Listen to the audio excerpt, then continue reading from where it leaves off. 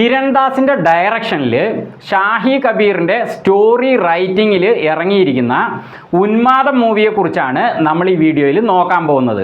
അപ്പോൾ ഷാഹിയുടെ ഈ ഒരു സ്റ്റോറി റൈറ്റിങ്ങിൽ ചില കാര്യങ്ങൾ പറയാനുണ്ട്, ചില ട്വിസ്റ്റൊക്കെ ഉണ്ട്. അപ്പോൾ അതുകൂടി കണ്ടു കഴിഞ്ഞാലേ ഈ ഞാൻ പറഞ്ഞു വരുന്ന ഈ റിവ്യൂ പൂർണ്ണമാകുള്ളൂ കേട്ടോ. അപ്പോൾ അതെന്താണെന്ന് ഞാൻ അവസാനം പറയാം. ഈ സിനിമയിൽ ആകെ 2 കഥാപാത്രങ്ങളാണ് നിറഞ്ഞു നിൽക്കുന്നത്. അപ്പോൾ അവരെക്കുറിച്ചാണ് പ്രധാനമായിട്ടും പറയാനുള്ളത്. അതിൽ ഒന്ന് ലിജോമോൾ ജോസിൻ്റെ, അതായത് ഷെല്ലി ക്യാരക്ടർ, അതാണ് കുഞ്ചാക്കോ ബോബൻ. അപ്പോൾ ഷെല്ലിയുടെ ഭാര്യയായി വരുന്ന ലിജോമോൾ ജോസിൻ്റെ ആ ഒരു ക്യാരക്ടർ അവർ ഇതിൽ നല്ല കിഡിലനായിട്ട് തന്നെ ചെയ്തു വെച്ചിട്ടുണ്ട് കേട്ടോ. തകർത്തിട്ടുണ്ട് ലിജോമോള്. അവരൊരു നല്ല ഒരു കടും പിടുത്തമുള്ള ഒരു ഭാര്യയായിട്ട്, തൻ്റെടിയായ, അതേസമയം ഹസ്ബൻഡിനോട് നല്ല സ്നേഹമുള്ള ആ രീതിയിലുള്ളൊരു കഥാപാത്രമാണ്. നന്നായി ചെയ്തിട്ടുണ്ട്. അവർ ശരിക്ക് ദാവീദ് എന്ന മൂവിയിൽ പെപ്പയുടെ ഭാര്യയായിട്ട് ഇതേപോലത്തെ ഒരു റോള് തന്നെയാണ് ചെയ്തിരിക്കുന്നത്. അതേപോലെ പൊന്മാൻ എന്ന മൂവിയിലും അവർ ഇതേപോലത്തെ റോള് തന്നെയാണ് ചെയ്തിരിക്കുന്നത്. അപ്പോൾ ഈ സിനിമയിലും ആ ക്യാരക്ടർ അങ്ങനെ ആയതുകൊണ്ട് കിരൺ ദാസ് ഇവരെ തന്നെ തെരഞ്ഞു പിടിച്ച് ഈ സിനിമയിൽ ഇട്ടിരിക്കുകയാണെന്ന് സിനിമ കണ്ടപ്പോൾ മനസ്സിലായി. അതിപ്പോൾ അങ്ങനെ തന്നെയാണല്ലോ. ആ കഥാപാത്രത്തിന് ആരാണോ സൂട്ടാവുക അവർ തന്നെ അത് ചെയ്യണം. അപ്പോൾ അത് നന്നായിരിക്കും. എന്തായാലും ലിജോമോൾ ജോസ് ഇതിൽ തകർത്തിട്ടുണ്ട്. ഇനി കുഞ്ചാക്കോ ബോബൻ്റെ ഈ സിനിമയിലുള്ള അവസ്ഥ എന്താണെന്ന് പറയാം. അതിനു മുമ്പ് കുഞ്ചാക്കോ ബോബനെ കുറിച്ച് ഒരു 2 വാക്ക്. പുള്ളിയുടെ ആദ്യത്തെ സിനിമ അനിയത്തി പ്രാവ്. ആ സിനിമയിലെ ഹീറോയായ ബോബൻ കാരണമാണ് ആ സിനിമ വൻ വിജയമായതെന്ന് ഒരിക്കലും ഞാൻ പറയില്ല. കാരണം പുള്ളി അതിൽ പുള്ളിയുടെ ആ ഒരു ക്യാരക്ടർ അത്ര വലിയ സംഭവമൊന്നുമല്ല. പുള്ളി അതിൽ വെറുപ്പിച്ചിട്ടോ അങ്ങനെയൊന്നും ഇല്ല, എന്നാലും വലിയ സംഭവമൊന്നുമല്ല. പിന്നെ എങ്ങനെയാണ് ആ സിനിമ അത്രയധികം വിജയിച്ചതെന്ന് വെച്ചാൽ അത് ഫാസിൽ സാറിൻ്റെ ഡയറക്ഷനിൽ ഇറങ്ങിയതാണ്. അതേപോലെ ശാലിനി ഹീറോയിനായിട്ട് ആദ്യമായിട്ട് രംഗപ്രവേശം ചെയ്യുന്ന മൂവി ആയതുകൊണ്ട് തന്നെ പ്രേക്ഷകർക്ക് ആ സിനിമയിൽ നല്ലൊരു പ്രതീക്ഷയുണ്ടായിരുന്നു. ആ പ്രതീക്ഷ അവരതിൽ കാത്തു. ശാലിനി നന്നായി ചെയ്തിരുന്നു. അതേപോലെ ആ സിനിമയിലെ സോങ്ങുകൾ അത് ഇന്നും നമ്മുടെ മനസ്സിൽ തങ്ങി നിൽക്കുന്ന സോങ്ങുകളാണ്. പിന്നെ അതിൻ്റെ കഥ ഗംഭീരമായിരുന്നു. അങ്ങനെ ആ സിനിമ വൻ വിജയമായിരുന്നു. പക്ഷേ ബോബൻ അതിൽ ഞാൻ പറഞ്ഞില്ലേ, അതിനുശേഷം ബോബൻ്റെ കുറേ സിനിമകൾ ഇറങ്ങിയതൊക്കെ എൻ്റെ ഓർമ്മയിൽ ഒക്കെ ഒരേപോലത്തെ റോളുകൾ തന്നെയാണ്. ഒരു 8-10 പുള്ളി അഭിനയിച്ചിരുന്നത്. ഒരു ടച്ചിങ് ആയ കഥാപാത്രങ്ങളൊന്നും ആദ്യകാലത്ത് ബോബൻ ചെയ്തിട്ടില്ല, ഞാൻ ഓർക്കുന്നില്ല. പക്ഷേ പുള്ളിയുടെ സിനിമകളിലൊന്നും പുള്ളി വെറുപ്പിക്കാറൊന്നുമില്ല കേട്ടോ. വെറുപ്പിക്കൽസ് ഹീറോ അല്ല. കാരണം പുള്ളിയുടെ മുഖവും ആ ഭാവങ്ങളൊക്കെ രസമുള്ള തന്നെയാണ്. പക്ഷേ നമുക്ക് ഒരു വ്യത്യസ്ത റോളുകൾ പുള്ളി പണ്ടൊന്നും ചെയ്തിട്ടില്ല. പക്ഷേ കാലപ്പോക്കിൽ നല്ല നല്ല കഥാപാത്രങ്ങൾ ഇപ്പോൾ കുഞ്ചാക്കോ ബോബൻ ചെയ്യുന്നുണ്ട്. നാത്താൻ കേസോട്, അതേപോലെ ഒരു ദുരൂഹ സാഹചര്യത്തിൽ പോലും പുള്ളി ചെയ്തിരിക്കുന്ന വേഷം നന്നായിരുന്നു. സിനിമ അത്ര സുഖമില്ലായിരുന്നു, പക്ഷേ പുള്ളിയുടെ വേഷം നന്നായിരുന്നു. അതേപോലെ ഒരു പുലി ആയിട്ടൊരു ലേഡി വരുന്ന ഒരു സിനിമ കുറച്ച് മുമ്പ് ചെയ്തിരുന്നു.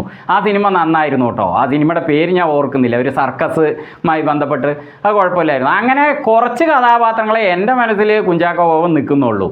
എന്നാൽ ഈ സിനിമയ്ക്ക് തൊട്ട് മുമ്പ് ഇറങ്ങിയ ഓഫീസർ ഓൺ ഡ്യൂട്ടി, പുള്ളി കിഡിലനായിട്ട് ഓഫീസർ റോള്, പോലീസ് ഓഫീസറായിട്ട് അതിൽ ചെയ്തിട്ടുണ്ട്. ഏറ്റവും സീരിയസ് ആയ ഒരു കഥാപാത്രം കുഞ്ചാക്കോ ബോബൻ ഇന്ന് വരെ ചെയ്ത ഒരു സിനിമ എന്ന് പറഞ്ഞാൽ അത് ഓഫീസർ ഓൺ ഡ്യൂട്ടി തന്നെയാണ്. പുള്ളിയുടെ ആ കിടിലൻ ആ ഒരു അഭിനയം കൊണ്ടുകൂടിയാണ് ആ സിനിമ ഇത്രയധികം വിജയിച്ചത്. എൻ്റെ അഭിപ്രായത്തിൽ അതിന് 2ാം പാർട്ടും 3ാം പാർട്ടും ഒക്കെ വരണം.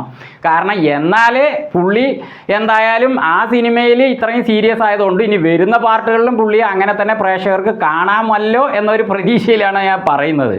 അങ്ങനെ എടുക്കാം. കാരണം വേറെ കഥകളെ വെച്ചുകൊണ്ട് ഓഫീസർ ഓൺ ഡ്യൂട്ടിക്ക് പാർട്ട് 2, പാർട്ട് 3 ഒക്കെ എടുക്കാം. കാരണം തമിഴിൽ സൂര്യയുടെ സിംഗം 1, 2, 3 എന്നൊക്കെ ഇറങ്ങിയില്ലേ, അതേപോലെ തന്നെ മലയാളത്തിൽ അങ്ങനെ ഒന്ന് കിടക്കട്ടെ, നന്നായിരിക്കും. അപ്പോൾ അതിനുശേഷം പോലീസ് ഓഫീസറായിട്ട് ചെയ്ത ഉന്മാദത്തിൽ ഈ സിനിമയിൽ കുഞ്ചാക്കോ ബോബൻ എങ്ങനെയായിരുന്നു എന്ന് വെച്ചാൽ, ഓഫീസർ ഓൺ ഡ്യൂട്ടിയിൽ ചെയ്ത പോലത്തെ ഒരു ഭയങ്കര സീരിയസ് ആയ ഒരു പോലീസ് ഓഫീസറേ അല്ല ഇതിൽ പുള്ളി. ഒരു ശാന്തമായ രീതിയിൽ പോകുന്ന ഒരു കഥാപാത്രമാണെങ്കിലും കുഞ്ചാക്കോ ബോബൻ ഈ രീതിയിലും താൻ നന്നായിട്ട് ചെയ്യുമെന്ന് നല്ല സംഭവമായിട്ട് തന്നെ ഇതിൽ ചെയ്തിട്ടുണ്ട് കേട്ടോ. കിടിലനായിട്ടുണ്ട്. പുള്ളി ഒരു ഹസ്ബൻഡ് എന്ന നിലയ്ക്ക്, അതേപോലെ പുള്ളി വേറൊരു ജോലിക്ക് ഈ സിനിമയിൽ ശ്രമിക്കുന്നുണ്ട്.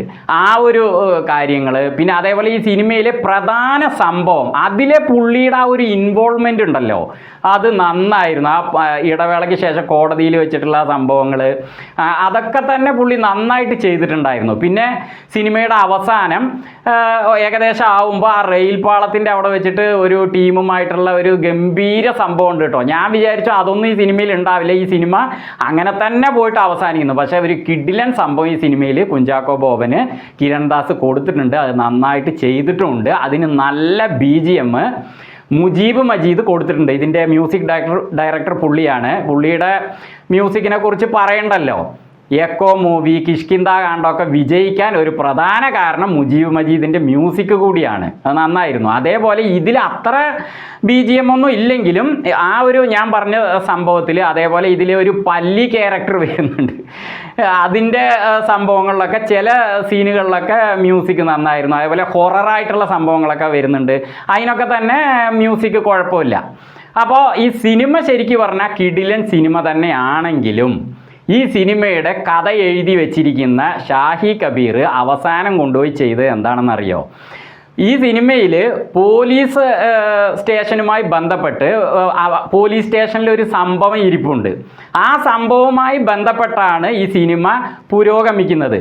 ഇങ്ങനെ ഒരു കഥ ഞാൻ ഇതുവരെ കേട്ടിട്ടേ ഇല്ല കേട്ടോ. അതൊരു വെറൈറ്റി കഥ തന്നെയാണ്. നല്ല ത്രില്ലിംഗ് ഉണ്ട്. അത് നല്ല രീതിയിൽ തന്നെയാണ് ഷാഹി കബീർ എഴുതിയിരിക്കുന്നത്. എനിക്ക് അതൊക്കെ ഇഷ്ടമായി. നല്ല കിടിലനായിട്ട് തന്നെയാണ് സിനിമ പോയത്. ഞാൻ ആദ്യം ചിലരൊക്കെ പറയുന്നത് കേട്ടപ്പോൾ ഈ സിനിമ അത്ര പോരാന്നൊക്കെ ഞാൻ ഇങ്ങനെ കണ്ടു സോഷ്യൽ മീഡിയയിലൊക്കെ. അങ്ങനെയൊന്നും അല്ല കേട്ടോ. സിനിമ ഗംഭീരമാണ്, നന്നായിട്ടുണ്ട്. പക്ഷേ അവസാനം പോയിട്ട് സിനിമയുടെ ക്ലൈമാക്സ്, അതായത് പ്രേക്ഷകർ പരിപൂർണ തൃപ്തി എത്തിയതിന് ശേഷം ഈ സിനിമയിലെ ഓരോ കഥാപാത്രങ്ങളും എന്തൊക്കെ ആകണമെന്ന് നമ്മൾ ആഗ്രഹിക്കുന്നു അതൊക്കെ ആയിട്ട് ആ ക്ലൈമാക്സ് എത്തുമ്പോൾ ഡയറക്ടർ കിരൺ ദാസിന് എഴുതി കാണിച്ചു. അതിനുശേഷം ദേ വന്ന് നിൽക്കുന്നു നമ്മുടെ വിശാഖ് നായർ. പോലീസ് സ്റ്റേഷനുമായി ബന്ധപ്പെട്ട കുറച്ച് ഡയലോഗും കാര്യങ്ങളും ഉണ്ടായെന്താ ഞാൻ പറയുന്നില്ല. അതിൻ്റെ ആവശ്യം എന്തായിരുന്നു? എനിക്ക് തോന്നുന്നത് ഷാഹി കബീറും കഥ എഴുതി തുടങ്ങിയിട്ട് ഒരു പകുതിയൊക്കെ ആയപ്പോൾ പുള്ളിയും പോയിട്ട് ആ ഫയലിൽ തൊട്ടുപോയി എന്നാണ് തോന്നുന്നത്.